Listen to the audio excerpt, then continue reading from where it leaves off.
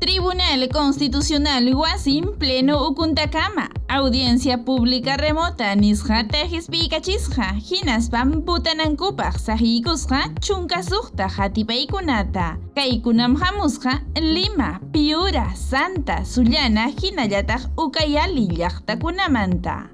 Isqunpacha kimsa chunka tulmi punchawta mahallarisqa kay acto procesal nisqanchik expediente número 02890-2019-AA Yupaypi Lima llaqtamanta. Kaymi Banco de Crédito del Perú kaqpa. Hatiqninman kay kuchkan kay expediente 03413-2019-HC Ucayali llaqtamanta. Kay hatipay churaqmi Leopoldo Urbano, Sala Penal de Apelaciones de la Corte Superior de Justicia de Huánuco, Sutiyuqpa Kuntrampi. Hatiqninmañataq kay expediente 01599-2021-HC Lima Este kaqmanta hatipay churaqmi Luis Ernesto Añorga Urteaga, Hinchawasi, Penal de Cañitipa, Umalliqninpa Kuntrampi.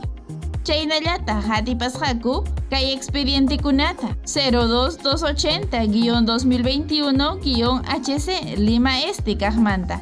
Chaynallata kay expediente 02405-2021-AA Santa kaqmanta. Tukunapaqñata hatipasqaku kay expediente 02445-2021-AA Lima llaqtamanta. Kay hatipaykunam kasqa Unión de Cervecerías Peruanas Bacus hinallataq Johnson SAA kaqpa.